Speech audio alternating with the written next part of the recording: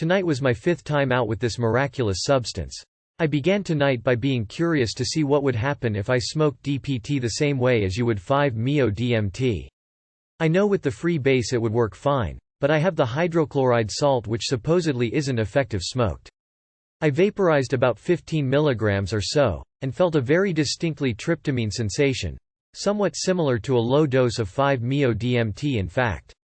So it is definitely active smoked. I'd noticed the same thing about cocaine years ago. The hydrochloride was not supposed to be smokable, thus freebasing was invented. But it is definitely smokable, and smoking cocaine HCl over marijuana, a snowcap, is a common practice. Smoking the salt may not be as efficient as the free base, but it definitely does work.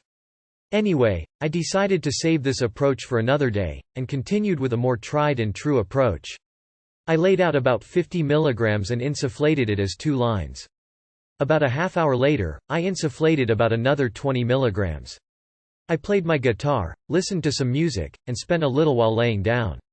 The whole while I was online on a chat room talking to someone else who had taken DPT as well.